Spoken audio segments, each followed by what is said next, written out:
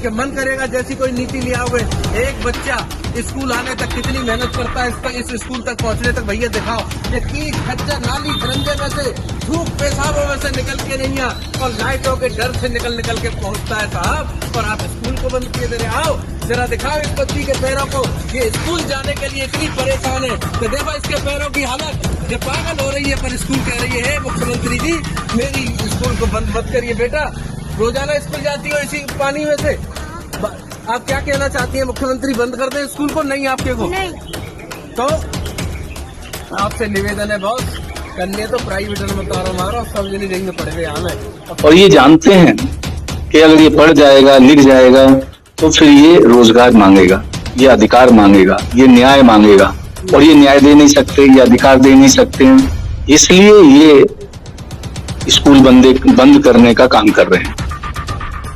ये वही योगी जी हैं जिनकी छत्र छाया में आज देश में आप देख रहे होंगे कि महिलाओं के साथ कितना अत्याचार हो रहा है। आप महिलाओं की बात करो तो आप हाथरस की घटना देखो, बुलंदशहर में पिंकी लोधी की देखो, आगरा में मनीषा वाल्मीकि की देख लो, तमाम ऐसे केस हैं। और तो और आपने देखा होगा जो गोल्ड मेडलिस्ट हमारे देश का नाम रोशन करने वाली बेटियां थी, उनको भी जंतर मंतर पर वो बेटियां धरना प्रदर्शन देती रहीं, और पूरे देश ने देखा कि उनके ऊपर कितने अत्याचार हुए और आज तक उनको न्याय नहीं मिला। और उत्तर प्रदेश में मुख्यमंत्री योगी जी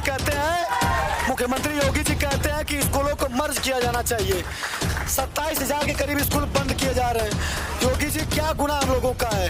आप हम लोगों को मौका देके तो देखिए, 7 साल से हम भर्ती मांग रहे हैं, हम युवाओं को मौका देके देखिए। आपके स्कूलों में बच्चे न भर गए तो कहना, गांव-गांव घूम करके गांव-गांव घुमा जाएगा, बच्चों को लाया जाएगा। आप प्रैक्टिकल करना चाहते हैं कि पहले इस्तेमाल फिर विश्वास। अगर जिस विद्यालय में बच्चे नहीं हैं वहाँ पे आप टीचर दो, न बच्चे हो गए तो कहना। लेकिन आप स्कूलों को बंद करने का जो निर्णय लिए हैं, ये डबल इंजन की सरकार को शोभा नहीं देता। डबल इंजन की सरकार है, उसको तो नए स्कूलों को सृजित करना चाहिए, लेकिन आप स्कूल बंद कर रहे हैं। ये डबल इंजन में मजबूती में किसी न किसी रूप में गरीब आदमी भी चाहे एक पार्ले जी का बिस्किट खरीदता है, उसके रूप में भी टैक्स देता है। वो चाहे कुछ भी चीज खरीदता है, कपड़ा खरीदता है, पैंट खरीदता है, या चप्पल खरीदता है, जूता खरीदता है, अनाज खरीदता है, हर चीज पे टैक्स जाता है। ये कहना गलत है कि कुछ लोग ही टैक्स देते हैं देश को, ना, हर व्यक्ति से टैक्स लिया जाता है किसी न किसी रूप में। साथियों नमस्कार, हम हैं प्रेम कुशवाहा और आप देखना शुरू कर चुके हैं आर्टिकल 21। हमारे साथ आज खास मेहमान हैं समाजवादी पार्टी के राष्ट्रीय सचिव राकेश राजपूत जी, फिल्म एक्टर हैं। सर बहुत बहुत स्वागत है। जी शुक्रिया, धन्यवाद। सर, उत्तर प्रदेश सरकार ने 5,000 स्कूल बंद करने का ऐलान किया है और 27,000 स्कूल बंद करने की बात चल रही है, क्या कहना चाहेंगे? देखिए, इसमें तो कोई दो मत नहीं है कि ये जो सरकार है ये ढोंगी, पाखंडी, शोषणकारी मानसिकता वाली बीजेपी की सरकार है। कोई भी देश बिना शिक्षा के तरक्की नहीं कर सकता, और ये लोग पर्दे के पीछे धीरे धीरे शोषित वंचित समाज का ही वोट लेके, दलित पिछड़ों का वोट लेके उन्हीं की पीठ में छुरा घोंप रहे हैं। जैसे आप देख रहे होंगे कि देश में, गांव में जो स्कूल होते हैं, उन स्कूलों में किसान का बच्चा, मजदूर का बच्चा, शोषित वंचित समाज का बच्चा उन स्कूलों में पढ़ता है।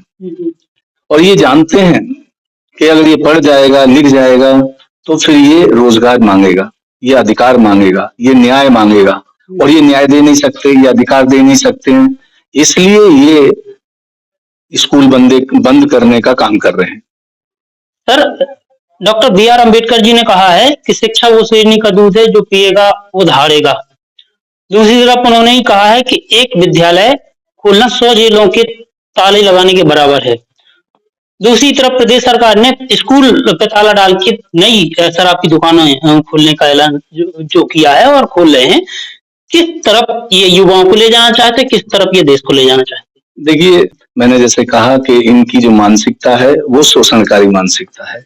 ये जो समाज है, शोषित वंचित समाज, आज आदरणीय अम्बेडकर साहब की वजह से आज जो समाज आज अपने पैरों पे खड़ा है, अधिकार लेने के लिए खड़ा है, तो ये अधिकार दे नहीं सकते हैं। और इनकी मंशा वापिस मनुस्मृति लागू करने की मंशा है इनकी।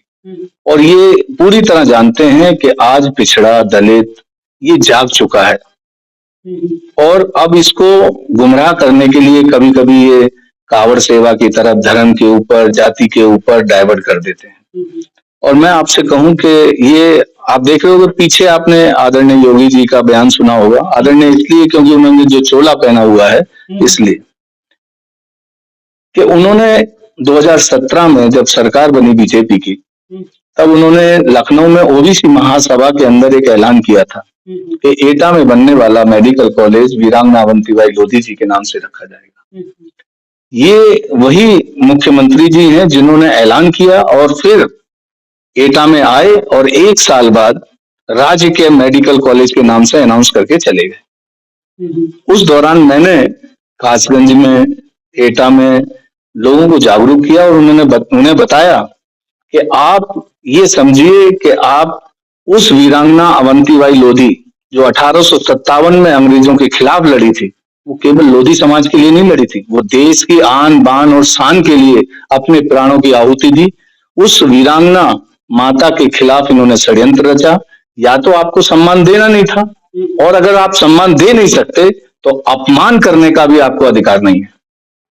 ये वही योगी जी हैं जिनकी छत्र छाया में आज देश में आप देख रहे होंगे कि महिलाओं के साथ कितना अत्याचार हो रहा है। आप महिलाओं की बात करो तो आप हाथरस की घटना देखो, बुलंदशहर में पिंकी लोधी की देखो, आगरा में मनीषा वाल्मीकि की देख लो, तमाम ऐसे केस हैं। और तो और आपने देखा होगा जो गोल्ड मेडलिस्ट हमारे देश का नाम रोशन करने वाली बेटियां थी, उनको भी जंतर मंतर पर वो बेटियां धरना प्रदर्शन देती रहीं और पूरे देश ने देखा कि उनके ऊपर कितने अत्याचार हुए और आज तक उनको न्याय नहीं मिला।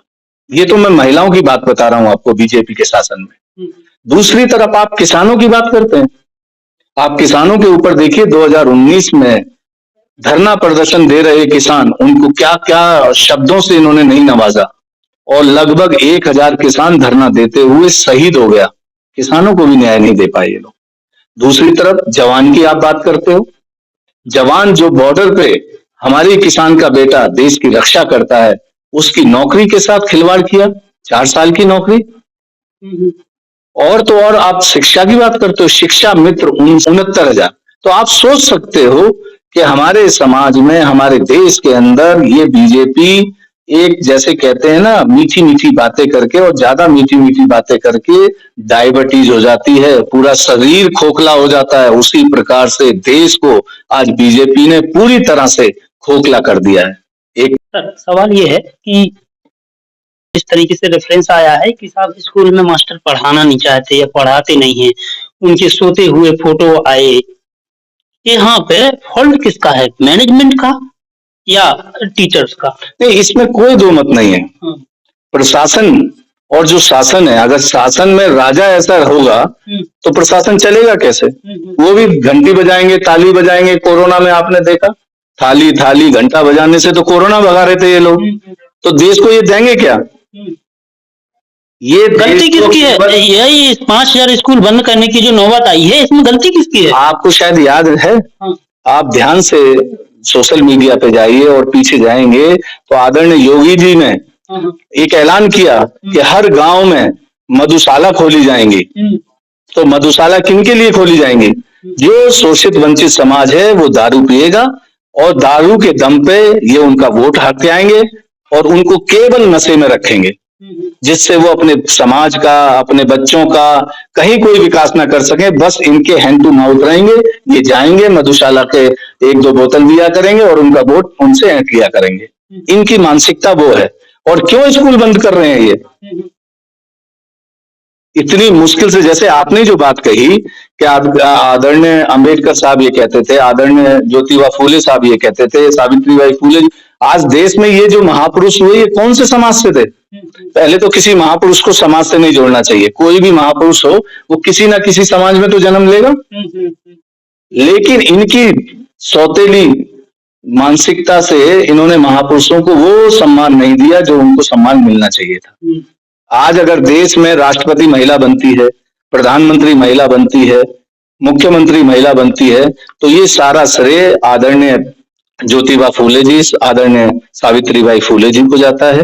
आप हमारे समाज में देखेंगे स्वामी ब्रह्मानंद लोधी जी, जिन्होंने सैकड़ों एकड़ जमीन शिक्षा 500 बीघा जमीन पे स्कूल बनाया और अपनी उनकी व्यक्तिगत जमीन थी वो। और ये जो हमीरपुर जिले में आता है रात, वो वहाँ की है। तो ये आपको बताना चाहिए, क्योंकि आप जो हैं वो चौथा स्तंभ हैं, लेकिन आज चौथा स्तंभ लेट गया है बीजेपी के चरणों में। वो कहीं कोई सवाल जवाब नहीं कर रहा है। आप देखो, हमारी वीरांगना अवंतीबाई लोधी जी देश के लिए शहादत हुई।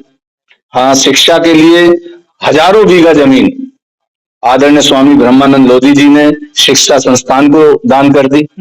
ऐसे महापुरुष, तिरंगे के लिए गुलाब सिंह लोधा जी ने अपने प्राणों की आहुति दे दी। तमाम ऐसे महापुरुष हैं हमारे समाज में जिन्होंने केवल देश के लिए अपने प्राण त्याग दिए। और सर, बड़ा सवाल है और अहम सवाल है कि सर आज सरकारी स्कूल बंद हो रहे हैं इसीलिए कि बच्चों की संख्या कम है, शिक्षक पढ़ाना नहीं चाह रहे। तो आने वाले समय में क्या सरकारी स्कूल, सरकारी अस्पताल भी बंद करेंगे क्या? नहीं, कहने का मतलब यह है कि ये ढोंगी, पाखंडी, शोषणकारी मानसिकता वाली बीजेपी केवल झूठ बोलती है और झूठ की फैक्ट्री चलाती है। इसमें कोई दो मत नहीं है। देश को गुमराह करती है, बगड़ाने का काम करती है। लेकिन अब मैं आपको बता दूं आपके चैनल के माध्यम से कि अब देश में पिछड़ा, दलित, अल्पसंख्यक और जो शोषित वंचित समाज है वो जागरूक हो चुका है। ये ढोंगी, पाखंडी सुन ले ध्यान से, अब इस समाज को आप गुमराह नहीं कर पाओगे।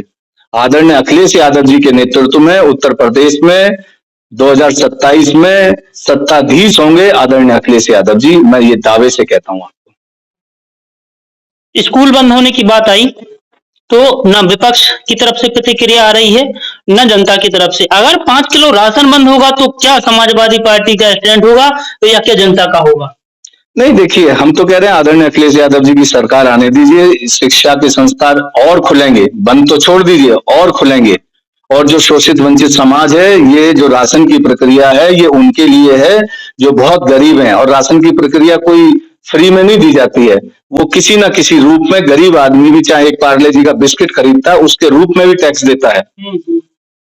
वो चाहे कुछ भी चीज खरीदता है, कपड़ा खरीदता है, पैंट खरीदता है या चप्पल खरीदता है, जूता खरीदता है, अनाज खरीदता है, हर चीज पे टैक्स जाता है।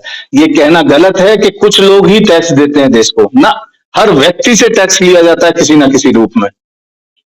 स्कूलों पे ये बंद कर रहे हैं बीजेपी के, और बीजेपी सरकार जो अगर बंद कर रही है तो आने वाले समय में क्या खोलने के लिए समाजवादी पार्टी राजनीति करेगी इस पे? राजनीति की बात कहाँ आ गई? अगर किसी को न्याय देने की, सर आज बंद हो रहे हैं, आज कितना प्रदेश को आगे बढ़ाने की बात हो तो सवाल ही आप घुमा के, आज अगर बंद हो रहे हैं तो कितने समाजवादी पार्टी ने कितने जिला मुख्यालयों पर ज्ञापन दिया, कहाँ कहाँ पे आंदोलन किए। अगर आज आंदोलन नहीं कर रहे हैं तो आने वाले समय में क्या खोलने के लिए ये वोट मांगेंगे? इसमें कोई दो मत नहीं है। आंदोलन हो रहे हैं, जगह जगह आंदोलन हो रहे हैं। परेशानी यहाँ है कि जो मेन मिस्ट्री मीडिया है वो दिखाती नहीं है। आप जैसे पत्रकार जो है कुछ जगह दिखाते हैं तो वो देश की जनसंख्या इतनी है कि आपका भी अगर यूट्यूब चैनल है तो कुछ लोग ही देखते हैं आपके, लेकिन जो हजारों की और करोड़ों की जनसंख्या में देश में देखते हैं वो ढोंगी, पाखंडी, शोषणकारियों के दबाव में है। वो सच्चाई को दिखाते नहीं है, वो सिर्फ उसको दिखाते हैं जो झूठ बोलती है सरकार। ऐसा नहीं है कि हम इसका विरोध नहीं कर रहे। आप मेरा इंटरव्यू ले रहे हैं, क्या मैं विरोध नहीं कर रहा हूं? क्या आपके माध्यम से तमाम लोग नहीं देख रहे हैं कि मैं इसके खिलाफ हूं? शिक्षा संस्थान ये बंद किए जा रहे हैं, तो ये सवाल ही आपका गलत है कि और कितने लोग आ रहे हैं, कितनी संख्या में लोग दिखे हैं अभी तक? अरे तमाम आपके जैसे यूट्यूबर हैं, तमाम मेरे जैसे जो समाजवादी पार्टी के कार्यकर्ता हैं वो विरोध दर्ज कर रहे हैं और जमीन पे भी दर्ज कर रहे हैं। पार्लियामेंट में आप देखेंगे, पार्लियामेंट में भी मुद्दा उठेगा, ये विधानसभा में भी ये मुद्दा उठेगा। ये 37 सांसद हैं समाजवादी पार्टी की, अगर मुद्दा बना के वो पार्लियामेंट में बात करेंगे तो क्या लगता है ये रोक नहीं लग सकती है? देखिए, फिर आप गलतफहमी में, विपक्ष को तो हमेशा दबाया जा रहा है, घटाया जा रहा है, उसको दबाव देके उनकी बोलती बंद कर दी जाती। कैसे? उनके माइक बंद कर दिए जाते हैं कि उनकी आवाज रिकॉर्ड ना हो। तो तमाम चीजें हैं, आप जानते हो। ये कभी ईडी का झूठा षड्यंत्र रच के, कभी सीबीआई का, कभी थाने में जो हमारे समाज के जो जीत के आए हैं, समाज का मतलब समाजवादी पार्टी से जो विचारधारा के लोग हैं, वो प्रधान, जिला पंचायत सदस्य, उनको डराते हैं, धमकाते हैं। अभी बाई इलेक्शन हुए, आपने देखा 9, उसमें कैसे थाना अध्यक्ष रिवाल्वर लहरा रहे हैं। तो लोकतंत्र की हत्या तो ये कर ही रहे हैं, संविधान कहां बचा रहे हैं? ये सिर्फ गुंडागर्दी से शासन चलाना चाहते हैं। 100 बात की एक बात आपको मैं कह दूं कि मैं ये जानता हूं कि अब 2027 में आदरणीय अखिलेश यादव जी के नेतृत्व में पूरा उत्तर प्रदेश समाजवादी पार्टी को वोट देगा, साइकिल को वोट देगा, आदरणीय अखिलेश यादव जी मुख्यमंत्री बनेंगे और फिर आने वाले लोकसभा में आदरणीय अखिलेश यादव जी के बगैर देश का कोई अगला प्रधानमंत्री नहीं बनेगा। मैं आपको दावे से कह सकता हूँ। बहुत बहुत धन्यवाद। शुक्रिया, धन्यवाद। हमारे साथ थे समाजवादी पार्टी के राष्ट्रीय सचिव, उन्होंने अपनी बात बड़ी बेबाकी से रखी। आप इस वीडियो पे क्या राय रखते हैं कमेंट बॉक्स में अपनी प्रतिक्रिया जरूर दें। धन्यवाद।